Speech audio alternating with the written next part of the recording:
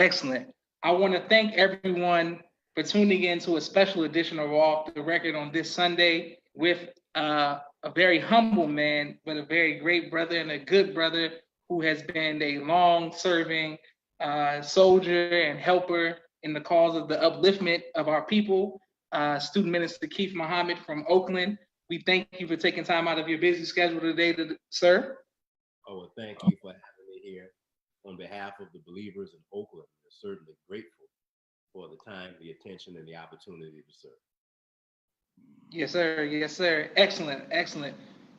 First of all, Brother Minister, for people who don't know you, we really want to get acquainted. I want to say that I've got acquainted to you through your children. Like most of us who came up in the nation, we know you as that's Brother Salih's father, that's Brother Jabril's father. But for those who don't know you, and this may be their first time meeting you, when did you join the nation? I accepted the message in December of 1987. January of 1988, I was full-fledged processing. In May of that year, I had the blessing to invite Minister Farrakhan to my college campus. He came, and from those days onward, thanks be to Allah, I've been here every day ever since. Praise be to Allah. Yes, sir. And what college was that? I went to Long Beach State, out in Southern California, just south of Los Angeles. And that school was the campus that Brother Minister Kieth used to be a professor there under the name of Rashideen. I was so dead as a doorknob, though, I didn't know he was there until after I came into the Nation of Islam. And he was a regular speaker on campus every year. And it was his invitation that brought me to the mosque for the very first time. That meeting was very eventful in that I was sitting in this meeting after he spoke on the college campus with Dr. Abdul Alim Muhammad, national spokesman, Dr. Khalid Muhammad, national spokesman, Minister Nazir Muhammad, Western Regional Representative, and Minister Talib Muhammad, who came out of the South. He actually is Minister Christopher's uncle. And they stayed for hours beating it into my head that the Nation of Islam was something I should consider. And by the time they were done, I was sitting in Friday night study group, accepted, and I'm very grateful for that opportunity. Praise be to Allah. Yes, sir. And what was do you recall what Dr. Khalid was teaching? I didn't know that he was a professor. He taught Black studies. I never sat in any classroom that he taught in. But at the time, there was a meeting place in Los Angeles called the Black People's Topographical Center. And in building up Mosque number 27, that building out on Crenshaw Boulevard was legendary in the way that the brothers acted to help the minister, the kind of messages he delivered. Most notably, he taught some very specific messages regarding the attack of the enemy, their desire to destroy all Black people. And those messages helped to inspire many of the college campuses, like the one I attended. Is the base today of Dr. Maulana Karenga, the creator of Kwanzaa. Yes, and it was through that time of student activism that we would not allow Dr. Karenga to be continually dismissed from the college environment.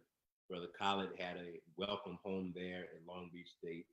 And as a student, we invited anybody and everybody from the nation to come and address us regularly. Dr. has been to the campus. Dr. Alim has been to the campus. Of course, the Honorable Minister Louis Farrakhan has been to the campus, and anyone else we could find, local, national, and international, because the Black Student Union had that kind of strength. And there is no august body of Black people anywhere on the earth that matches the Nation of Islam. So quite frankly, we had to have somebody from the nation there every year. Excellent. Praise be to Allah. Walaikum salam, Sister Miriam.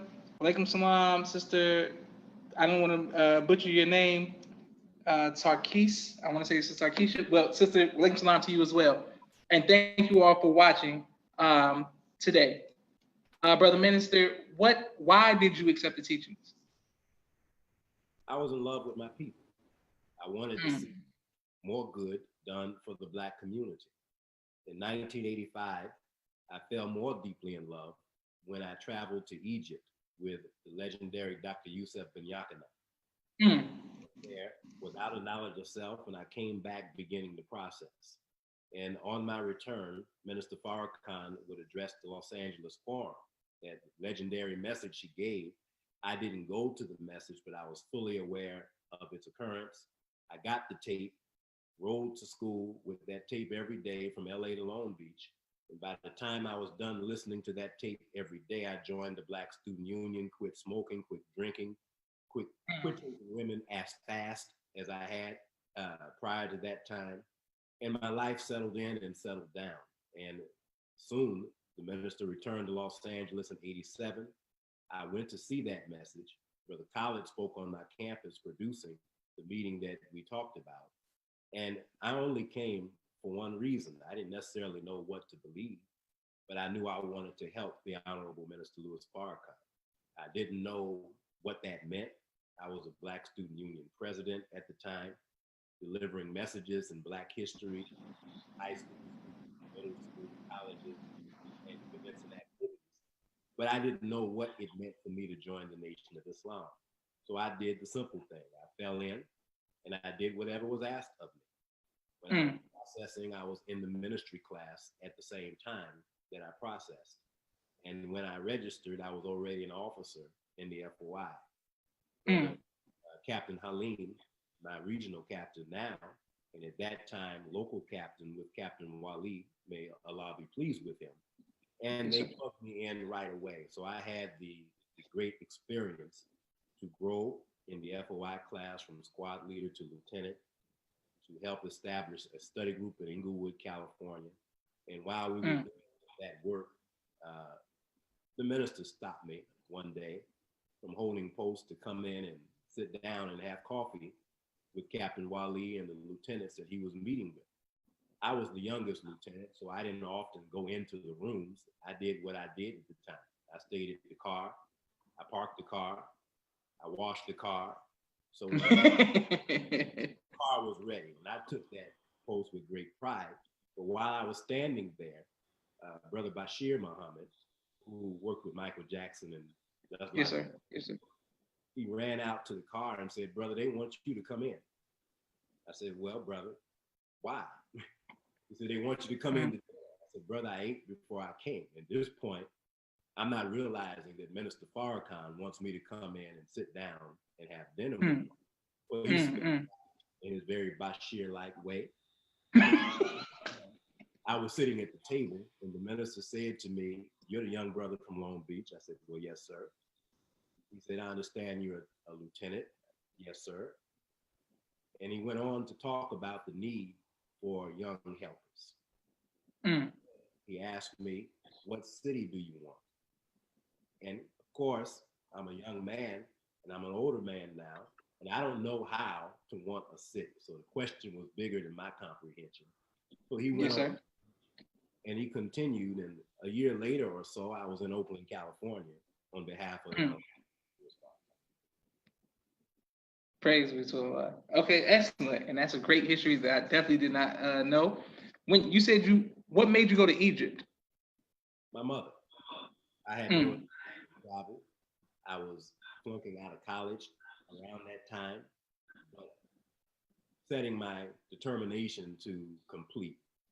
But I was still out there in the way of the world. Yes, sir. Egypt was because the brother who painted my mother's home was taking his family and convinced my mother. I've learned so many wonderful things about my own mother by my journey. I didn't know how much my mother loved Black people as I do. Things began to unfold.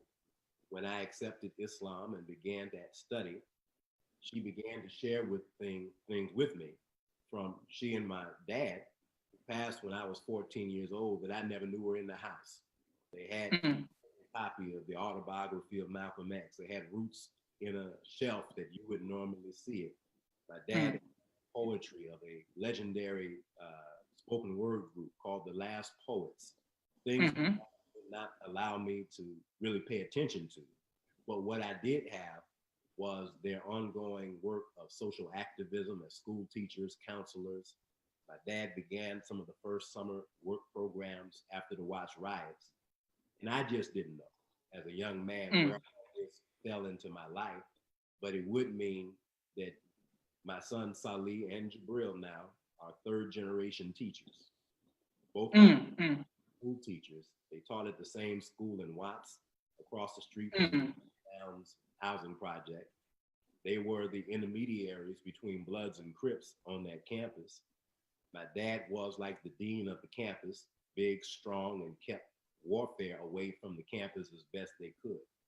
So those experiences that they had and didn't really talk much with me about, but I'm witnessing it. I'm living through it. I'm observing it. And in my later life, my brother and I both ended up as school teachers. Both of my sons, two of them, are school teachers. My third son, Ismail, who's the second in age, he works in education as well. So their being school teachers is no surprise to me. They're doing what they do. My mom and dad worked at the same school. My wife and I work at the same school. Inshallah, when Jabril is ready to marry, his wife will work with him at Muhammad University. Praise be to Allah. Worked with him at Muhammad University. So what that means for us is that we've been married to the mission. I met my wife in college when I was meeting the minister, right around the same time. And she's been by my side as a friend, a companion, and my love. Your beginning year, I don't want to get myself into some retroactive legal problem. But I chose her, and she had come into the processing class. My captain, Brother Halim, said to me, brother, make sure she loves the Honorable Elijah Muhammad more than she loves you. Make sure she loves the Honorable Minister Louis Farrakhan more than she loves you. For me, I don't know how to calculate. It's that sort of infinity feeling in my heart. So she loves the minister. And if I'm a little weak, then she'll remind me to get a little stronger because she loves the minister. If I were to offer any advice to any believer that you should find somebody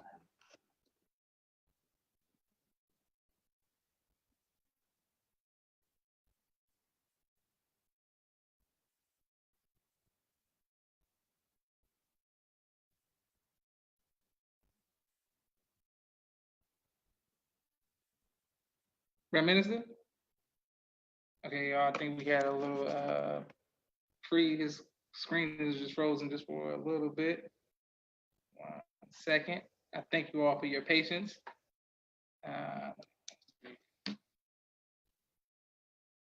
Minister. Okay, thank you all for your patience. We just got a little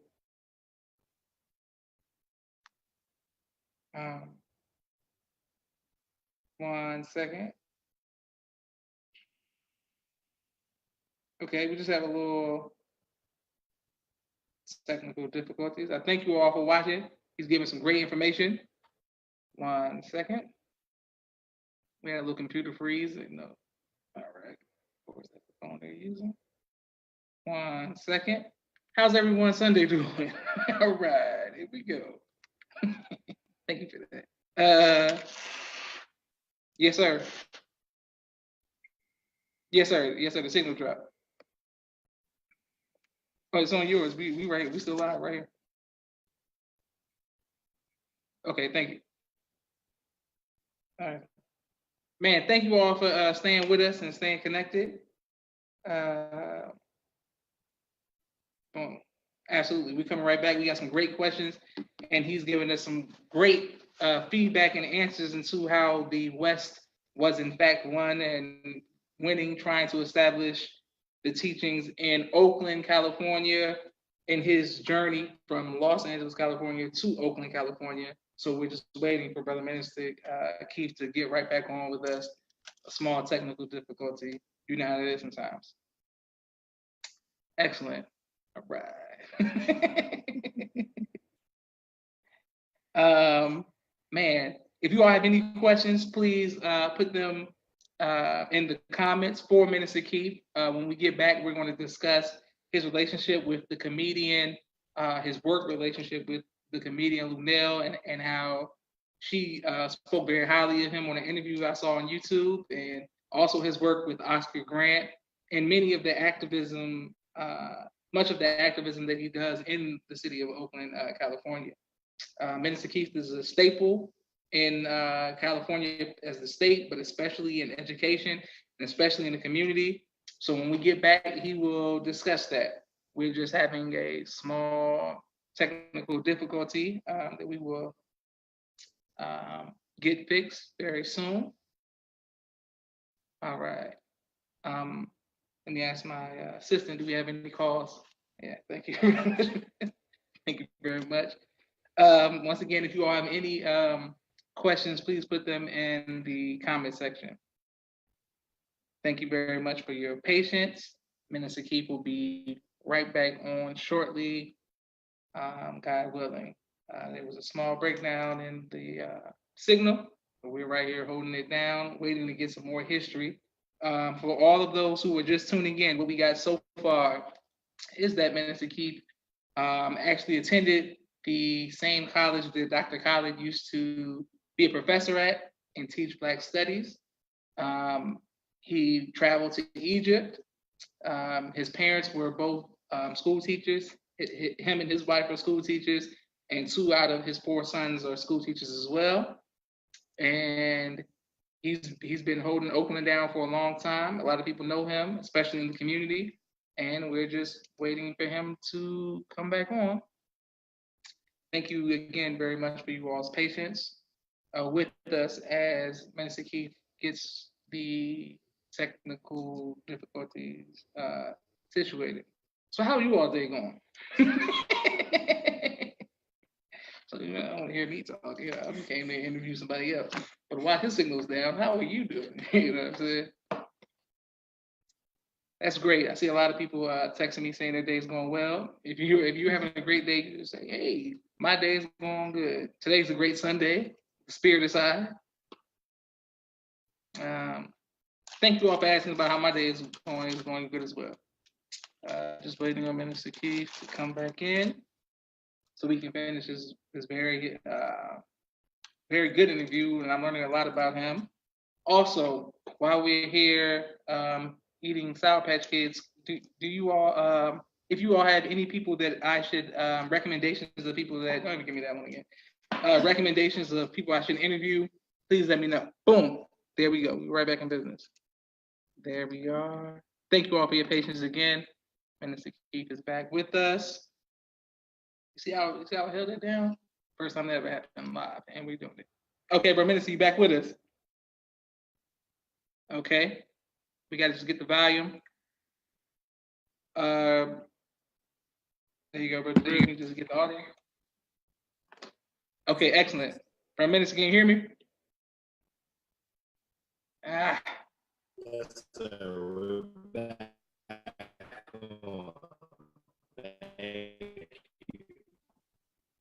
Okay, excellent. I gotta make sure it's not frozen. Can you hear me? Can you see me? Your image, your internet connection. I hear you now. I got a little message. Okay. Connection. So all right, brother. Hold on. Brother Jabril, is there any way we can do it from a phone? Yeah. Does it work from phone? Yes, sir. It works from a phone. All right, let me try it right now. Okay, and thank you all. Thank you, Sister Miriam. You can find these interviews on YouTube. Type in Joshua Muhammad off the record, it will come straight up. And I thank you all for being patient with us as we work out these technical difficulties. Thank you, Minister Kieth, for your patience as well, sir. Yes, sir. Thank you. Yes, sir. Okay, while we're waiting, Brother Minister, could you finish explaining to us the advice that Captain Halim shared with you about your wife? Yes, sir. What he said to me, which I thought was very profound, is make sure that she loves the Honorable Minister Louis Farrakhan and the Honorable Elijah Muhammad more than she loves you, which is really a contrary approach to the thinking of the average Black man. Yes, sir.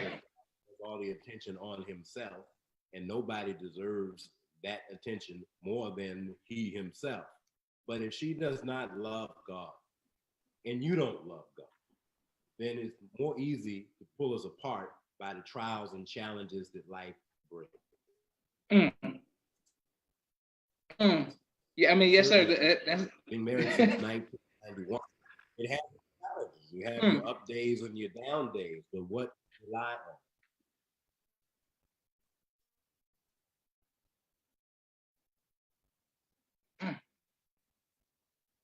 It's frozen again. Okay, 1 second, y'all. We just dealing with a brother minister.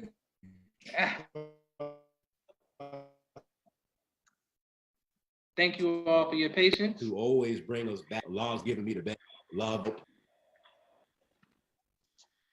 Are we back together? Yes, sir. Okay, it's the screen is a little off again. Brother Jabril, how you looking with your phone? I'm about to switch your connection right now. You ready? Yes, sir. We ready.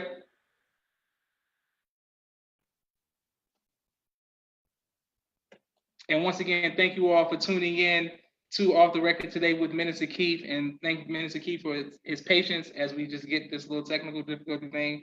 We're going to knock this right out the way. It's a little poor signal, but we good to go.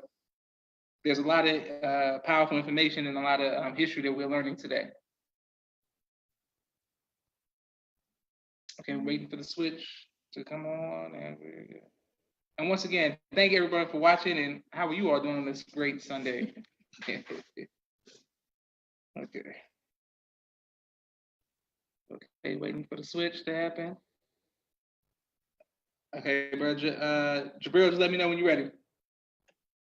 All right, we're making a switch, y'all. Thank you all for being patient because this is a lot of great information we're getting. All right, 1 second.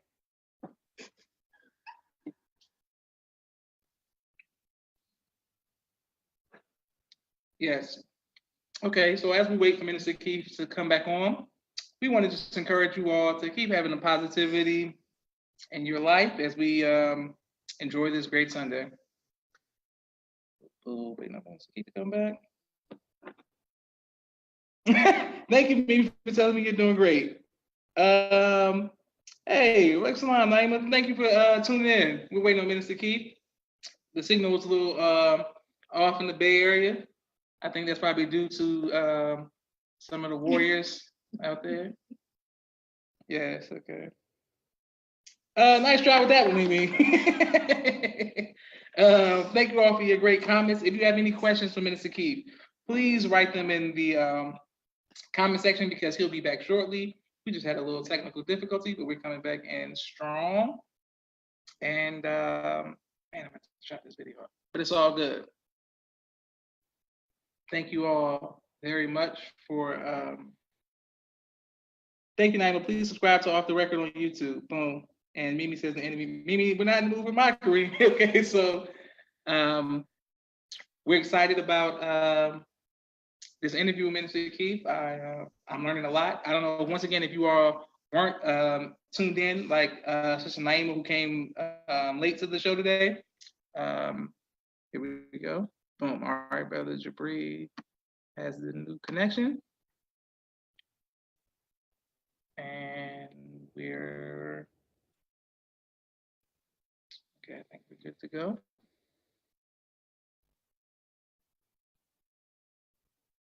Okay, excellent. Can you hear me, Brother Minister?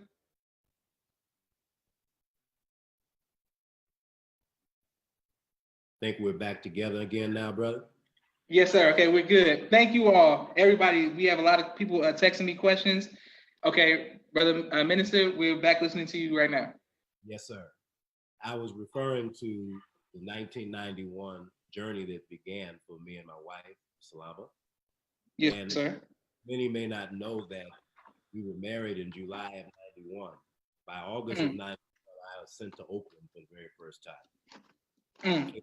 Oakland to sub for one Sunday because the minister at the time, may Allah be pleased with Abdul Rahab Muhammad, was running into some issues, and I was sent to teach for one Sunday. When I came back, Brother Wazir, the regional minister, may Allah be pleased with him, said to me, "How'd it go?" I said, "It went fine." He said, "Well, plan to go back next week. And oh, by the way, we want to move you to Oakland. Can you go? I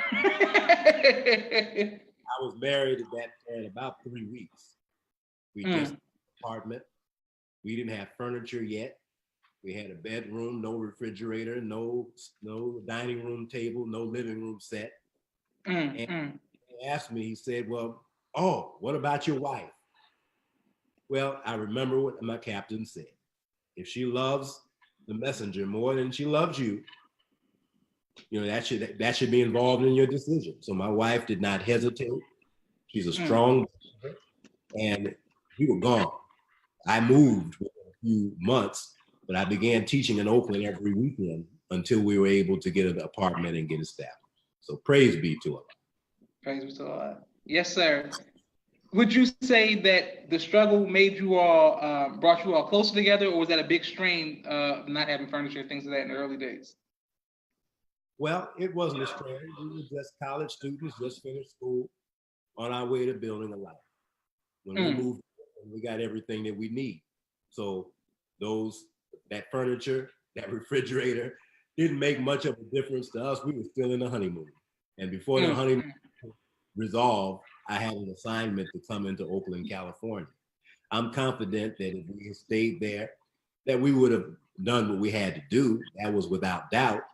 But, you know, we stepped out on faith. We married on faith, and we're still together based on faith. Praise be to Allah. Yes, sir. Excellent.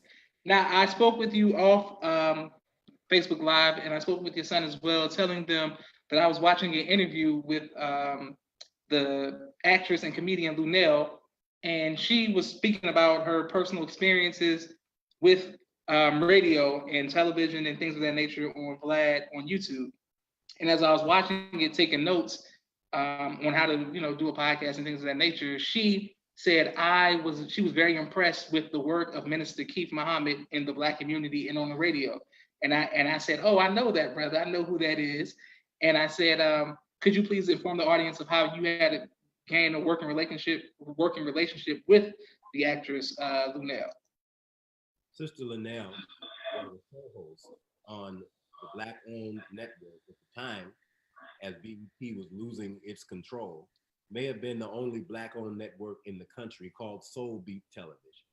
In Oakland, this is a legendary network, in that anybody around in the 80s and 90s in Oakland has a fond remembrance of Soul Beat because it allowed Black community voices to engage the public live regularly. I went on as a guest on someone's show, Sister Madge Gates, and she invited me every week to introduce the new Final Call newspaper. And I would come in on Thursday morning, one day after we received the paper, and begin to review items out of the Final Call. Well, Sister Madge got fired on live TV, and they left me in the studio, and I found myself a studio host of the Final Call weekly on Soul Beat Television until they were able to bring on Lunell as a TV personality. And I respect her greatly. And her comedic capacity is wonderful. She reminds me of those comedians Minister Farrakhan speaks of that have a natural brilliance. They know the subject matter, they know the history, they know the politics, and they know how to bring it to our people in such a way that we can grow and laugh at the same time. And this is why those of our people who know how to use the word, whether it's in music, spoken word, comedians, have a responsibility. And Sister Lunell never shirked from that responsibility. And I never one time heard her back away from her love for me, for the Honorable Minister Louis Farrakhan, and the Nation of Islam. I'm looking at the great Stephanie Mills and others that made the music project with the minister. And as they're out there looking and searching for those that would condemn and critique the minister, the blessing is we've not heard a word of critique or condemnation from Rick Ross, from Common, from Stephanie, from Shaka Khan, and many others, Carlos Santana, and many others that have come to know, love, and respect the minister. Well, when you have that kind of capacity, it's best to use it for the rise of your people. I don't know what my capacities are fully, but I've been doing this since before I came into the Nation of Islam, which is why by God's grace, I came into the ministry class instantly so that I could use that particular ability to serve in whatever way I can. I may be able to carry words, and I thank Allah for it, but I can carry a broom. I can do security. One of the greatest joys for me was to do VIP security whenever the minister was in LA, which meant I had to receive the cast of the Cosbys, the Jackson family, and others, put them through a rigorous check procedure whenever they came in. That was my regular post, and I love to do it. And if I didn't do anything other than that, then I'm pleased to know that I'm helping the Honorable Minister Louis Farrakhan. If it's a broom, if it's a mop, if it's school teaching, all of that from me is my way of showing my love, my support in whatever way I can. When I left college, my first assignment was as an MUI teacher in Los Angeles. And it gives me such joy to watch the young people I've engaged to grow up. Now, I didn't watch you grow up, but I did see you in high school. And as a participant in the junior FOI camp in Atlanta, Georgia. And it reminds me that when I see young men like Brother Fahim and his big brother Amin, they were my first class of students. And I'm always touched. So if I saw Michael Jackson on TV doing an interview, others would say Michael Jackson is on TV, and I would scream, Brother Fahim is on TV. Or yes, Brother, sir. Yes, sir. Or Brother Joshua, if he were there in that moment, is on TV, because I'm happy to see you all grow up and accept your role as part of your nation. Praise be to Allah. Yes, sir. Excellent. Now, your work, you say with the Jackson family or the cast, how did the celebrities or entertainers, how was your interaction with them and relationship with them as far as in the community in Oakland? Well, I did in Oakland. Some of the great entertainers in Oakland have great love and respect for the Honorable Minister Louis Farrakhan. What I did in Los Angeles was as a lieutenant, which meant when they came in through check rooms, they usually had my hands on their persons, or at least my voice giving instruction of what to do. In Oakland, some of its greatest artists have shown such love for the minister, it's matchless. You have legendary Lenny Williams, deeply in love with the minister. And in the early 80s, as the minister was traveling in the series called Farrakhan the Traveler, Lenny Williams would often be in that audience. Dwayne Wiggins, who is the lead voice now of the group Tony. They're deep in love with the Honorable Minister Louis Farrakhan. There's a group called Digital Underground that Tupac was a dancer for in the early part of his career. Digital Underground and others have shown great respect and love for the Honorable Minister Louis Farrakhan. And thanks be to our efforts, when they've had concerts that have been done for our city with the help of Council Member Desley Brooks, she had me to address the audiences before these great artists and others would actually perform. So whenever we held these things, I had the privilege of speaking before the legendary R&B group Confunction, Midnight Star, Lenny Williams, Tony, and many others that have been a part of these events. Too Short is a dear friend of our nation when he's here in the Bay Area. There's another legendary artist for the Bay Area named Mr. Fab. Mr. Fab was one of the primary writers and voices of what they call the hyphy movement coming up in the hip-hop genre. In San Francisco, Student Minister Christopher and others held a series of concerts that the nation secured that featured JT the Bigger Figure, Mac Mall, and others. And they went on to help to bring peace to the community with the security mechanisms of the Nation of Islam. So the artistic community in Oakland has great respect for the minister. And finally, I walked into the shop of Marshawn Lynch to buy my son, my youngest son, a shirt for Savior's Day with Marshawn's number and whatnot on it. Yes, sir. Yeah, I never met Marshawn Lynch, but when I walked in, his family members who run that store were so happy to see me. So I walked in the door and I'm getting the greetings from men I never met before of Assalamu Alaikum. Well, Marshawn Lynch, many others know the touch of Islam. Last thought is I'm told that Steph Curry arrived into Oakland as we were fighting for justice for Oscar Grant. He was a rookie at that time. Now he's offering his name and his credibility toward these causes for justice. This coming weekend will be a 10th anniversary celebration of the loss of Oscar, hosted by his mother. And Steph Curry is one of the participants and sponsors of that program. So there's been a great outreach effort, really beginning by the work of the brothers in the street. So when Too Short became acquainted with the Nation of Islam, is because brothers were selling him the paper. When Tupac became acquainted with the Nation of Islam and visited meetings, is because brothers were selling him the paper. During his fame, before his fame, in fact, I met him as they were making the movie with Janet Jackson, Poetic Justice, which was filmed mostly in Oakland. And so our brothers provided the security. And at that time, your father was instrumental with the NOI security mechanism.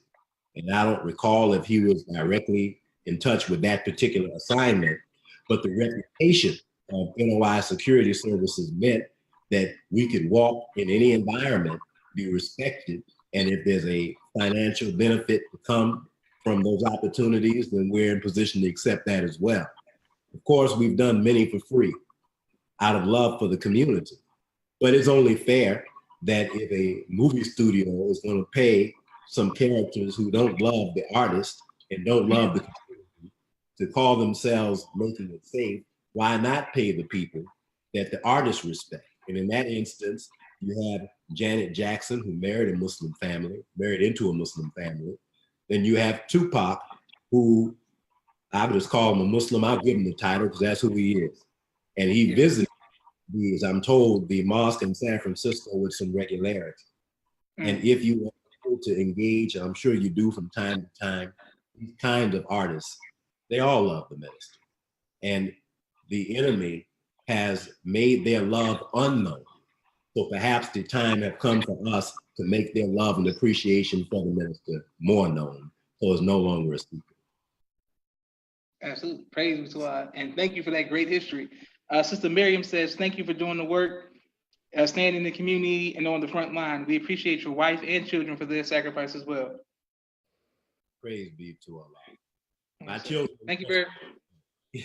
Sir? My children impress me every day. Praise be to Allah. Yes, sir. Speaking of the Oscar Grant and the activism, what made you jump out on that specific case, and how did their family receive you in the community as well? I think in general, I had an activist background coming out of college. So when events and activities would arise that needed the presence of the Nation of Islam, I've always been willing to participate from the inside as opposed to from the outside. But as Oscar was slain on January the 1st of 2009, by January the 3rd that year, news footage began to run over what had happened. My brother, student minister Christopher, called me as we had a town hall meeting without the knowledge of his murder that morning. And while I was driving home, he said, have you seen the footage? And as soon as I got off the phone with him, others began calling me, questioning whether we had seen the footage.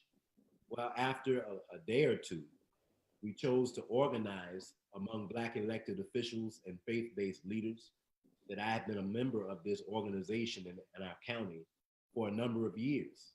Though many times Black elected officials don't have great focus in the sense of doing what Black people want, as opposed to being politicians and doing what politicians do. So it gave us a forum. We called together these leaders.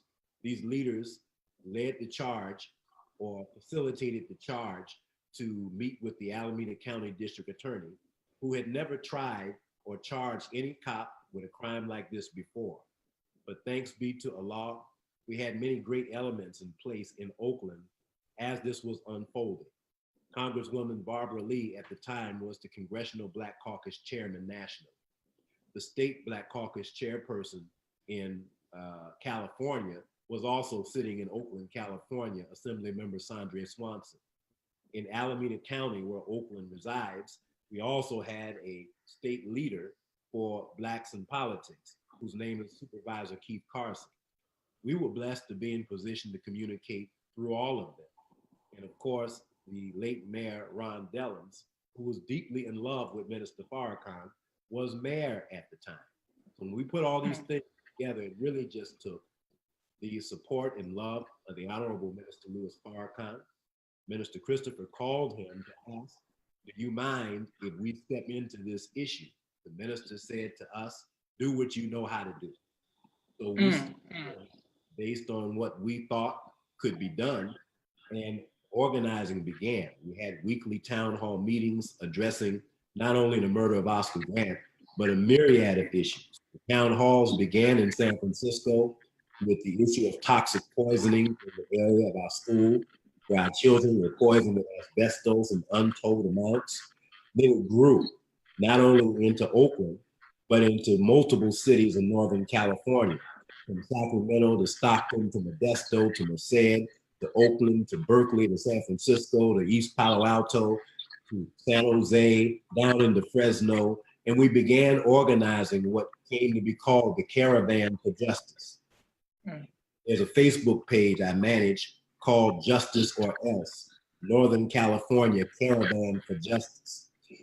4 times we went into Sacramento with thousands of people to demand justice on multiple issues. The one we were most successful with was the murder of Oscar Grant, because that case led to the departure of the Black police chief. He quit pretty quickly.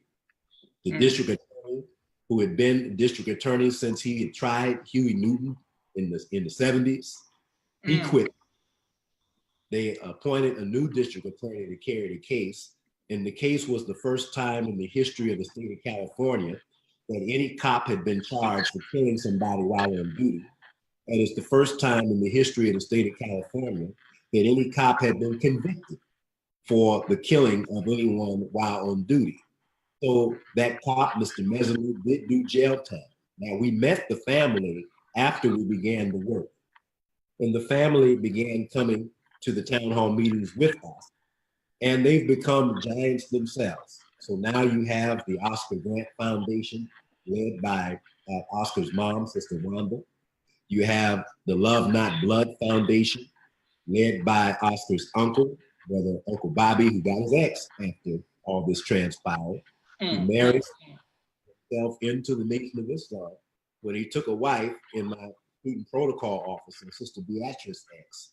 So now that's Brother Cephas X is his name, Sister Beatrice X, and they continue to work. They travel all over the world on behalf of the demand for justice.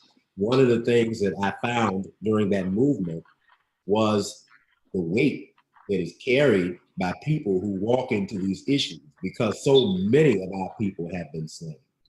Minister Farrakhan is really marvelous in that when people bring him these issues, it's as though he never misses a beat. He offers perfect guidance and counsel. He remembers the issues that people are struggling with. Are we losing the signal? No, sir. No, sir. He remembers the issues that people are struggling with. He's really magnificent. And if I could just follow him, and if we could just follow him, because he shows love and care for everybody that suffers. And what happened after Oscar was that we began finding ourselves contacted by families from all over the country through the Oscar Grant Foundation, through Love Not Blood Foundation. So from Trayvon Martin's family to Mike Brown's family to Tamir Rice's family, they have all convened here in Oakland several times. And when they do, I'm honored to participate at the movement Justice or Else. There were about 100 of those families that were there.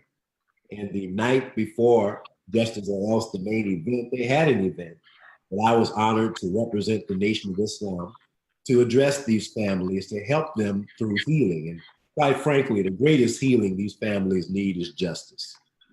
Oscar Grant's family came closest to it at that point. But what they received was not a full measure of justice. And when we went to address the world at the time of the verdict, the Honorable Minister Min Farrakhan very carefully said to me, brother, if there is a not guilty verdict, you go to Los Angeles and give them warning from me. Then he laughed and said, Elijah Muhammad on the wheel. Then he said, and when you're done, get out of town. Don't stay. Get out if there's a not guilty verdict. Well, Allah brought us a guilty verdict, but a weakened guilty verdict. And that's what prompted the words I spoke in that address. There wasn't a guilty verdict, pardon me, a not guilty verdict. There was a guilty verdict, but it was tainted by a judge who fit perfectly the words and warning of the Honorable Elijah Muhammad that they kill us mercilessly. And when they get us into a courtroom, the cop will wink at the judge. And the judge will wink back and say, I wish it had been me that shot the nigga. And that's the spirit of the judge in Los Angeles as the court had been moved away from Oakland, California. That man said on the first day of trial in Los Angeles, with activists outside protesting, he said in words, Barack Obama is president now. There's no racism. I don't want to hear any of that in my courtroom. And if you disrupt this courtroom, this trial is going to take 10 years before we let you out of here. Then came back after the conviction and it came time to sentence Johannes Messerly. The minister told me on the way to the trial for sentencing, don't be too disappointed by what that judge may do. He said to get that judge to do right would be like getting water out of a stone. So at sentencing day, no need for a press conference because no water came out of that stone. That man acted according to his nature and he threw out the heaviest weight of charges against the killer of Oscar Grant. That's how he ended up doing 10 to 11 months of jail rather than what could have been 15 or more years. The judge threw out the gun charges against the cop. As a result, though, of that activism, Oscar Grant's uncle and aunt, Uncle Bobby and Sister Beatrice, his mom, Sister Wanda, and many others have been advocating for multiple parts of legislation. So as I'm speaking to you, police accountability is finding more traction in Sacramento to bring about legal change. We haven't gone back for a few years for the Caravan for Justice, but we actually walked into the state capitol with about 2,000 people. Now, Oakland is known for the Black Panther Party going into the state capitol with about 20 people with rifles. Well, we walked in with 2,000 no rifles, and we did it by God's grace. So when we arrived there, the state really opened up the door to dialogue with us.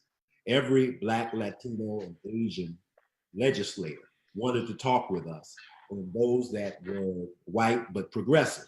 They wanted to know what we wanted and what they can do in order to bring more peace in the areas that we live. And this all grew out of the activism of the town hall meetings, which grew out of our desire to ensure that our people receive justice. Praise be to Allah. And thank you, Brother Minister, for your work and your continued work in the community. You definitely, I'm sure, taught us a lot. My sister Miriam says, wow, yeah, we definitely didn't know that. Wow, thank you, bro. I didn't know any of that. Most people only know Fruitville Station.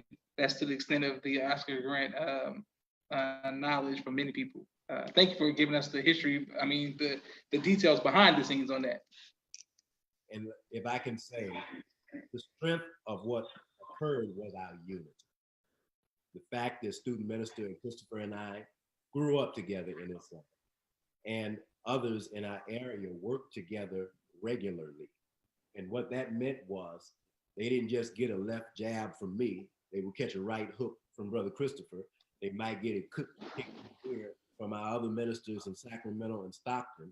And then whatever we brought to the table.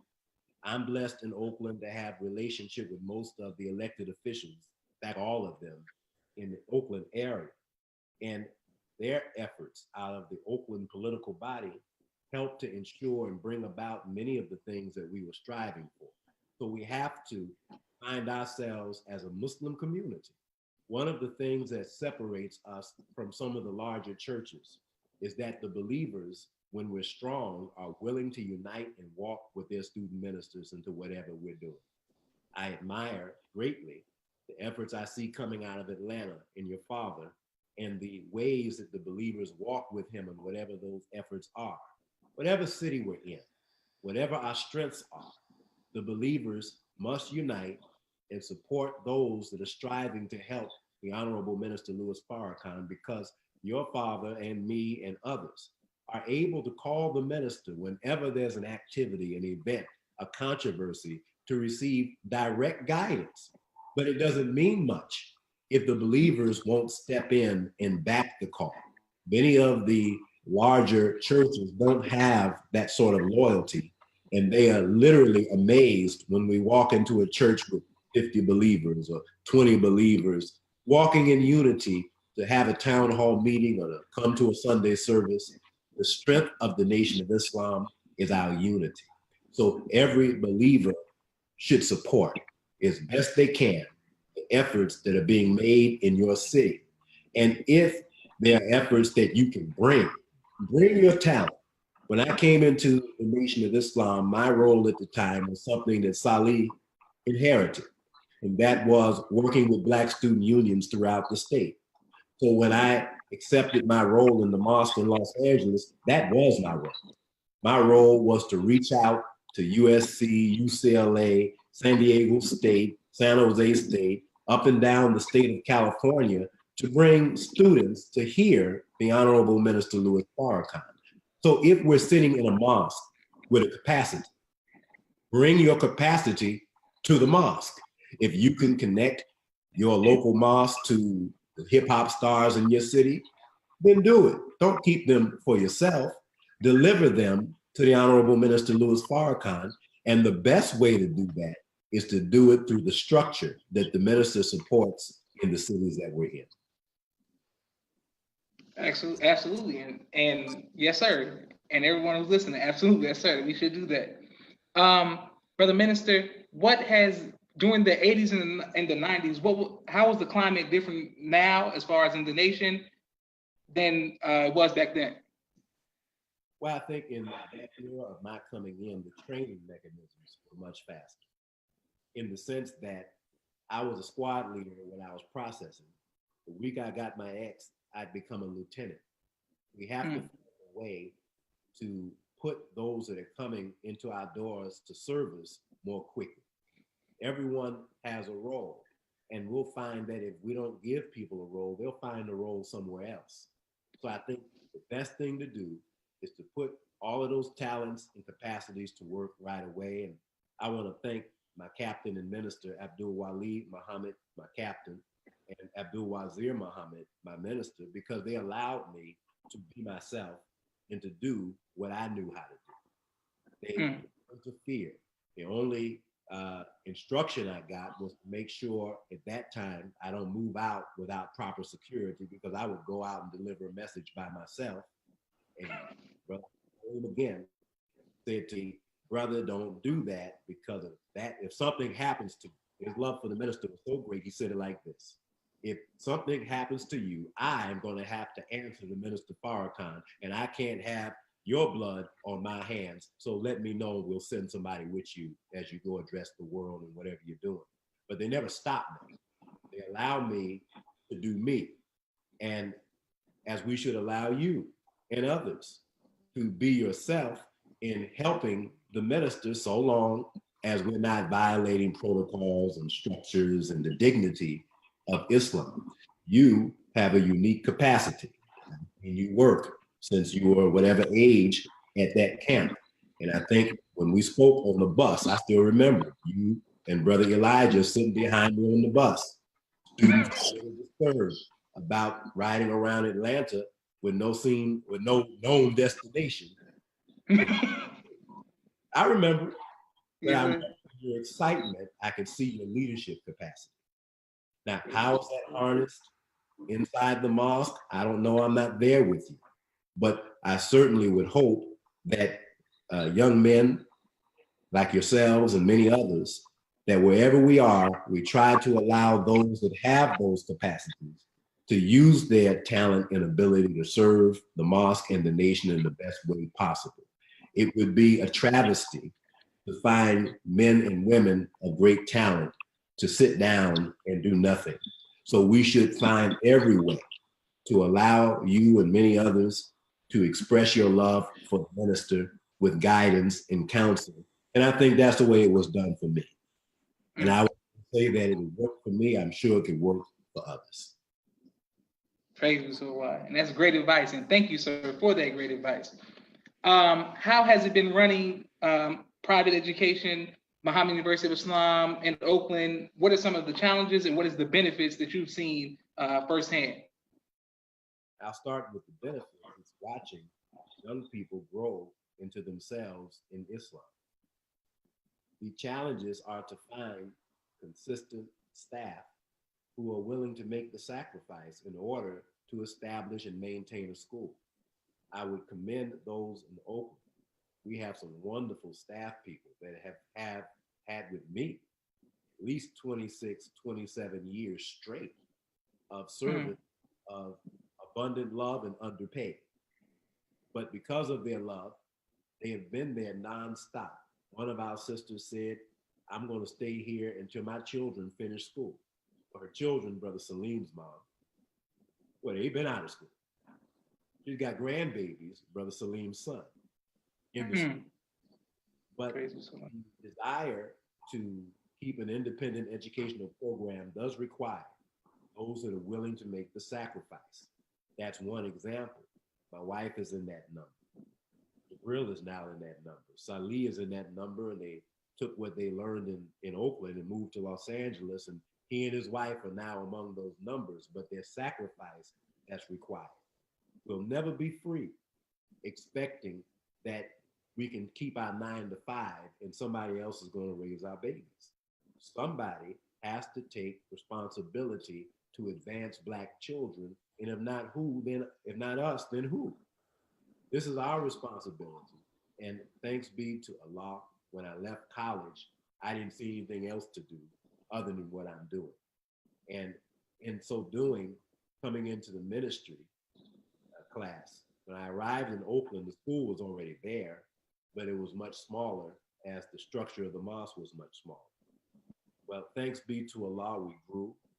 We moved into the facility that we're in now. And then the involvement of the community with our school grew dramatically. And we found ourselves teaching so many young men and women, I couldn't even begin to count them. And because of our love, you know, we had some roughnecks from time to time. And all of them have gotten acquainted with our strength. So you can be a roughneck on the street, but when you come here, the roughness has got to be a little bit more refined. And what I found is that those that have come from those climates, even if they fell into trouble after they left our school and went into the world to do their thing, that their love and their regard for their experience in the Muhammad University is matchless.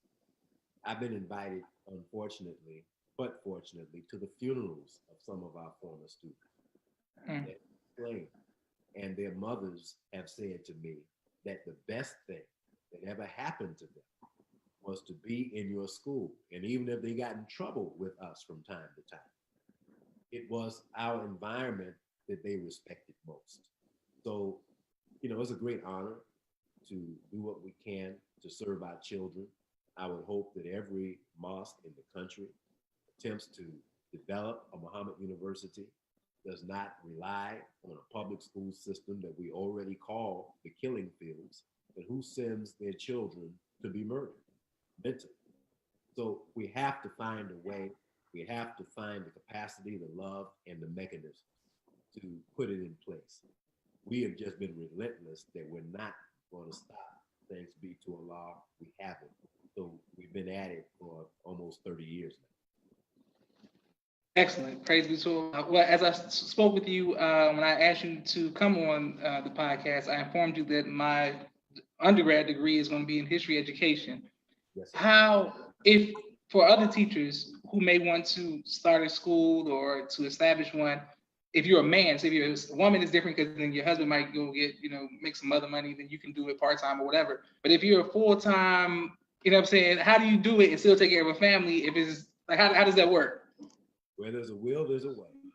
I don't know if I can specify how. The law had blessed us having specified that. In that, in all these years, the time I've had to spend in any environment away from the Nation of Islam financially has been very limited. So you're talking maybe 2-3 years that I've done other things. And even when I did that other thing, it was as a manhood development class teacher, a class designed for Black men only in the Oakland public school system, which was a unique program. So I would give them 2 to 3 hours a day, but that was only after I left the Muhammad University. And that meant I can do me. They said, well, what's the curriculum? The curriculum is Black manhood. Where'd you get it from? I got it from the Nation of Islam. This is what we're going to do. All of the students that have come into my coursework have come into really a junior FOI class. And even though there are limits in the way of your, in a public school environment, sharing religion. One of my students have said to some of the believers, I think Jabril, they thought Minister Farrakhan was their classroom teacher. They thought the Honorable Elijah Muhammad was their classroom teacher, meaning me. Well, I take that as a great compliment. So if you thought by my presence in the classroom that the minister or the messenger was in the room, then all praises are due to Allah. But for me, that was a side gig. It wasn't my primary. My primary mission has always been inside the school and the mosque, and we've been blessed to survive it. We know that everything is real. So everybody has to assess that reality as to what their capacities are. But while we're assessing, we can negate our nation. And that could mean for young people, Salih and Jabril and Ismail, their brother, have all spent some time inside our school. So while in college, Brother Jabril will come in and teach a class and go back to school, or come in on his off day and go to school on a different day of the week. Salih would come in for an hour or two and then break out and go to UC Berkeley. Well, if that can be done for the student reality, it can also be done for the believer. If we can find a way, I'm going to drill these brothers from 8 in the morning until whatever time, and then I'm going to break off to work. So where there's a will, there's a way. Of course, we have the academic wherewithal to deliver the curriculum. And those that have that capacity may or may not have schedules that meet our demand. A city like Atlanta, very large. So everything that you need, the minister told me once, is in your city and in your mosque. So it may be we have to explore our cities more and examine our mosque more carefully in terms of its capacity until we can find a program that meets the needs of our children in our city. When we began, we taught the boys from 8 to 12. You probably remember those kind of hours. And the girls would come in from 12:30 to 4:30. They had problems, I think, in Chicago getting the boys to leave when the girls came in. Yes, sir. No.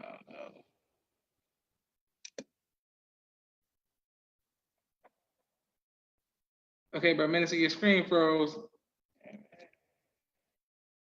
Thank you all for being with us. We just, Brother Minister Keith's having a frozen screen right now. T. Farrell, thank you. We have such a wise teacher who's making wise warriors. All praises to Allah. Henry Collins, we want for our brothers what we want for ourselves. Praises to Allah. Thank you very much, Brother Henry Collins as well. We're just waiting on the technical staff, aka Brother Jabril, to assist. Minister, there we go. We're going to get that right back.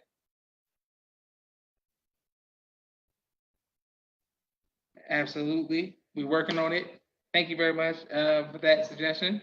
Thank you all for tuning in. We're just finishing up with Minister Kieth. There we go. Okay, bro, Minister, you with me?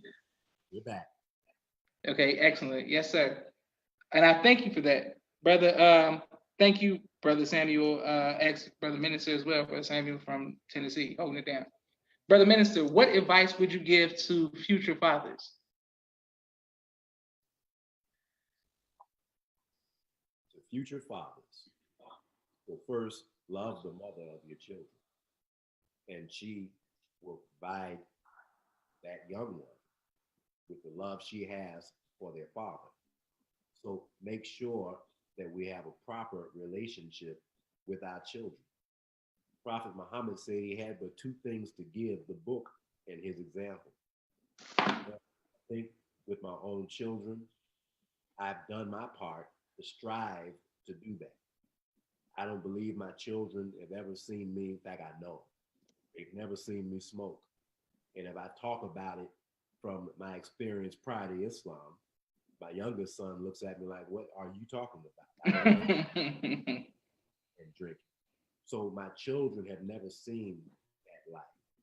I learned a great deal by observation of other fathers. And I watched the minister, how he shows affection toward children that come in his sphere. My own personal upbringing was not what I would call affectionate. My mother wasn't a hugger and kisser, nor was my dad. But I watched Brother Khalid Muhammad as he would travel with his son Farrakhan when he was a child. And when he would come into Oakland and we'd pick him up and Farrakhan be with him, I admired the way he handled that son of his. And that was before Salih was born.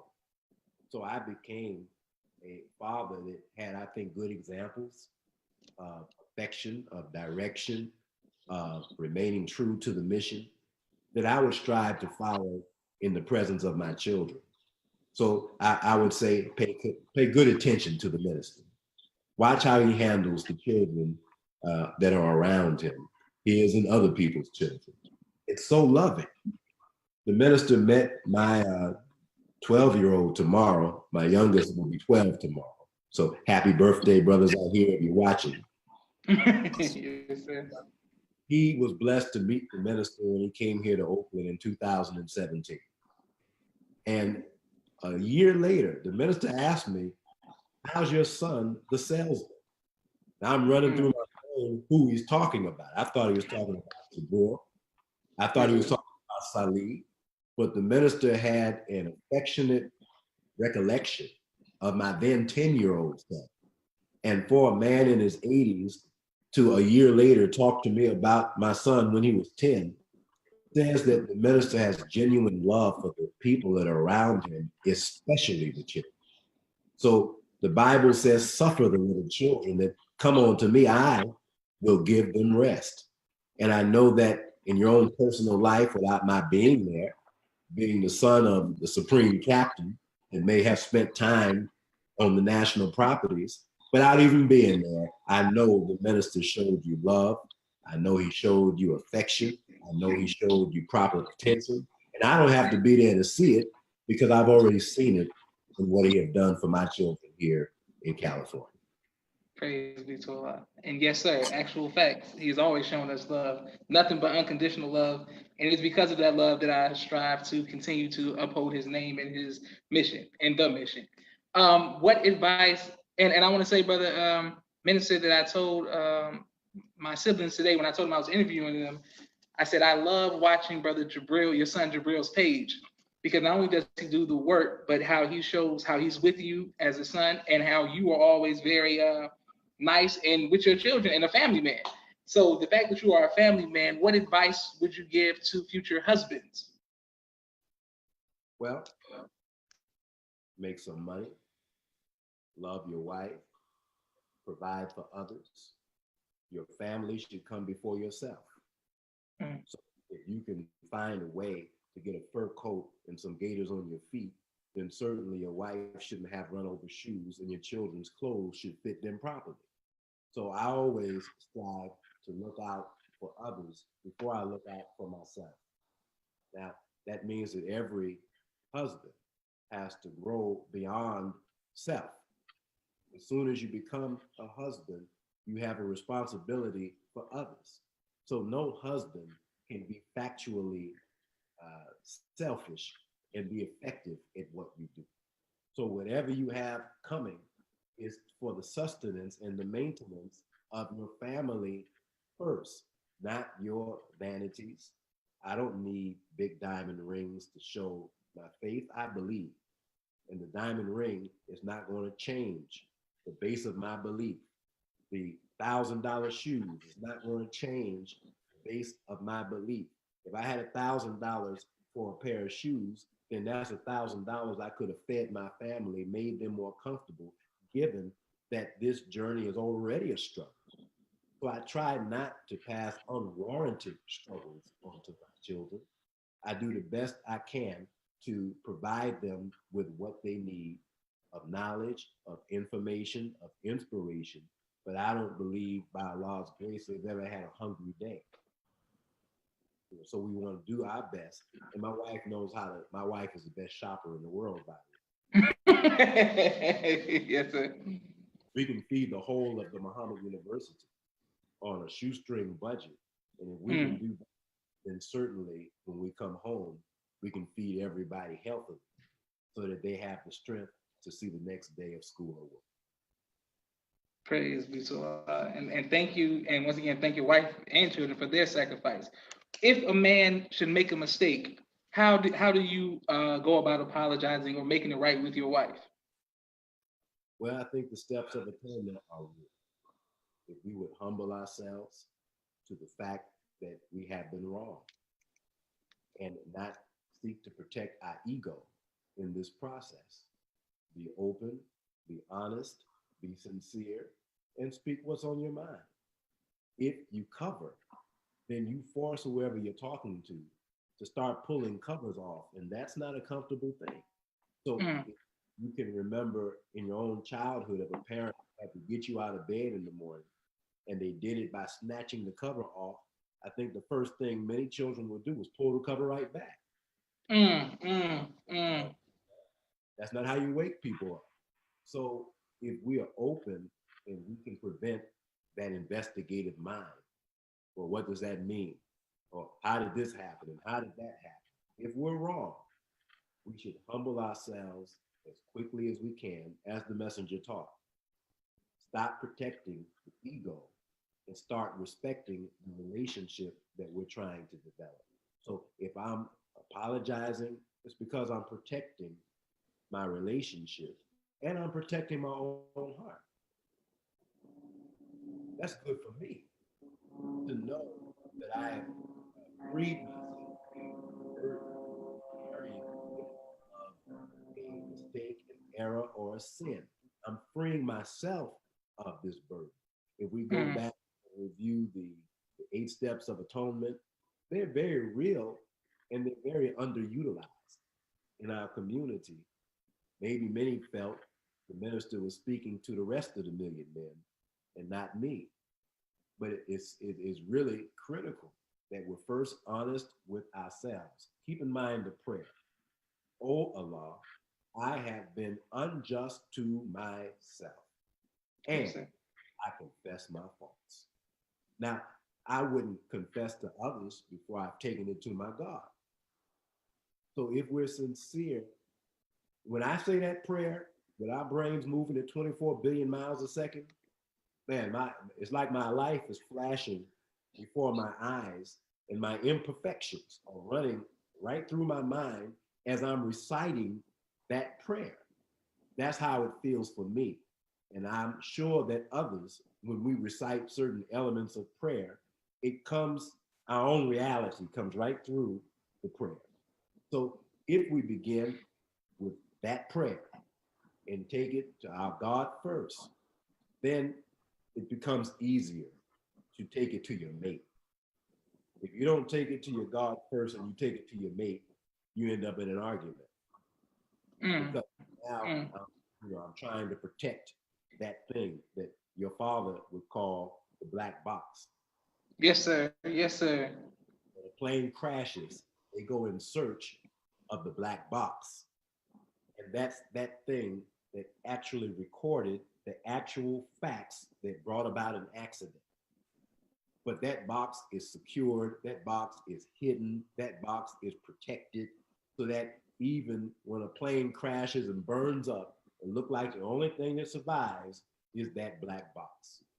Well, we have that as men, and women have it as well. But if I can speak for the men, we can be stubborn when we want to. I know how to bite my lip and say nothing.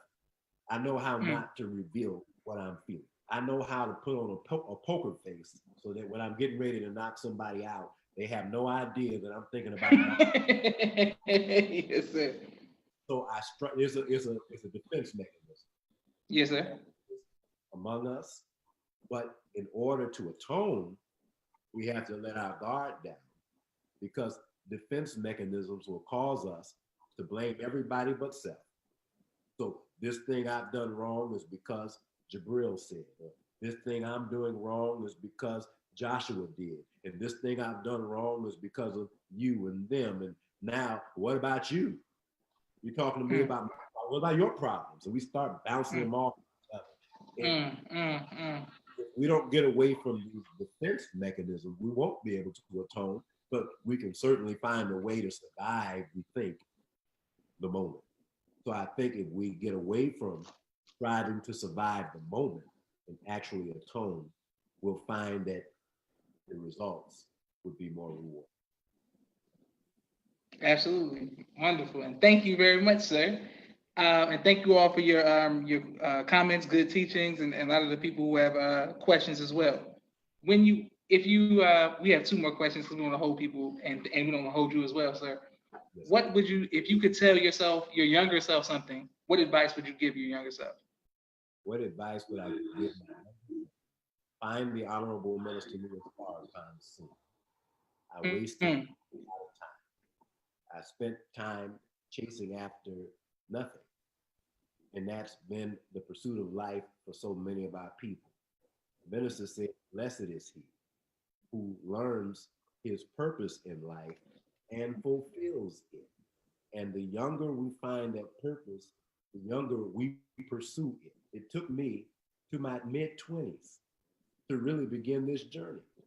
And if I had begun at 15 or 10 or 5, I'm sure that I would have found greater success, because I would have had less time to damage my future and more time to build my future.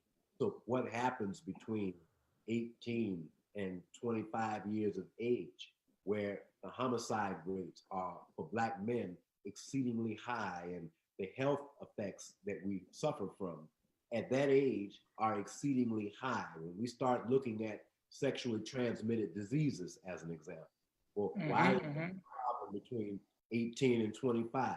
I think all the brothers know the answer, except for the virgins between 18 and 25. Yes, sir. That's not there in the hood. Babies are being born without responsible fathers between 18 and 25 because these young men are chasing something, but they're not chasing their purpose.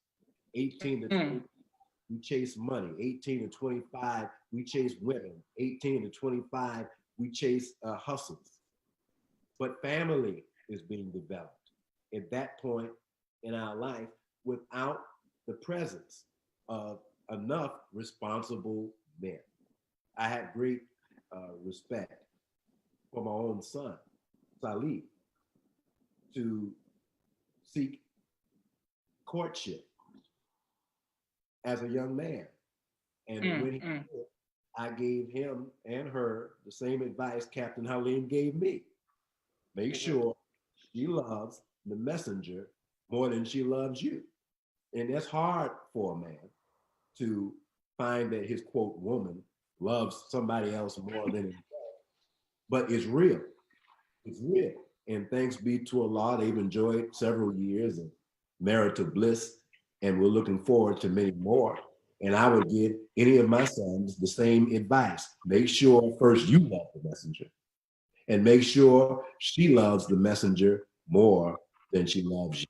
Now, when we start that journey young, is even more magnificent, In my experience in Oakland, I've been blessed to do a number of weddings.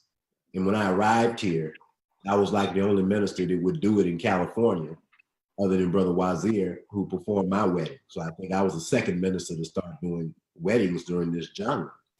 And there's couples that married very young. And I was a little worried when they came into the office at 18 and 19 years old. And if they're watching, I think some of them are Facebook active. Sister Elena Muhammad and her husband, Brother Derek, and quite a few. They were coming in at 19, 20 years old, wanting to be married. Of course, we have to check that brother to make sure he's ready. Brother, are you ready? Most sisters who mature at a younger age, certainly they're biologically ready.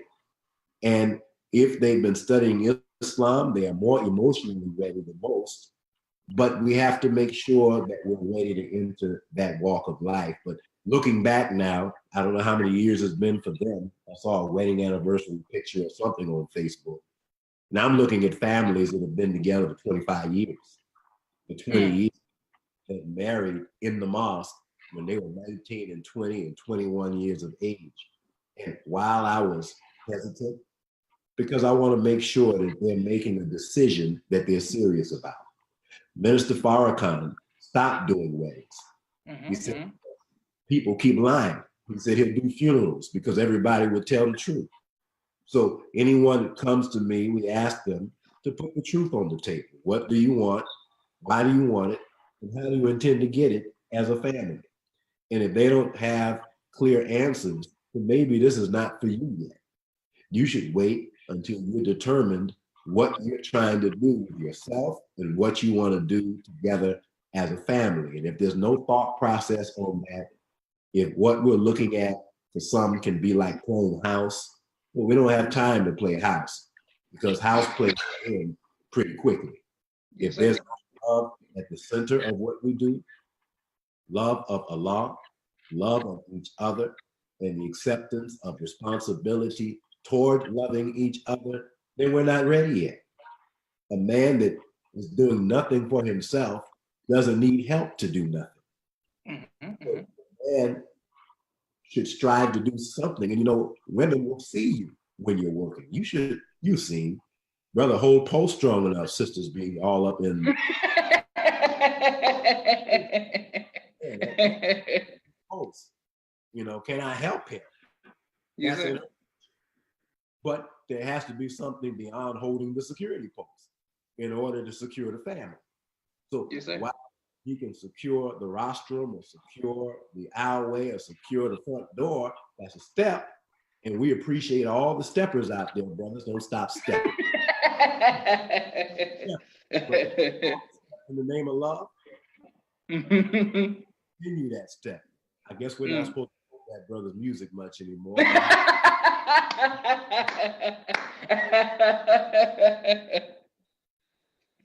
Praise be to him. Yes, sir. Okay, excellent, Robert. Thank you very much. One last question that I ask every guest. What would you want how do you want to be remembered? How would you want to be remembered? I think I can say it the way it was said to me. I just want to be remembered as a good brother. Then do my part to help the Honorable Minister Louis Farrakhan and serve humanity. I'm not looking for any accolades, no awards, and I appreciate the attention that sometimes my ministry receives, but I don't need any of those things in order to help the minister. So if I can be remembered as a brother that strived to help the minister and his family, that would be sufficient for me. Man, excellent. Praise be to Allah. I want to thank everyone for tuning in. Please go on YouTube and search Joshua Muhammad off the record. You can see this interview by tonight. We will have it uploaded. And thank you, Brother Minister. I will text it to your son as soon as we upload it. I've learned a lot. I'm sure our guests have learned a lot. And you maybe reminisce about the Junior FOI camp, which I forgot a lot of memories about it. But I've always admired you, and I've always admired your family, sir. Thank you for taking time out of your schedule. Assalamu alaikum, Brother Minister. Alaikum salam. Thank you.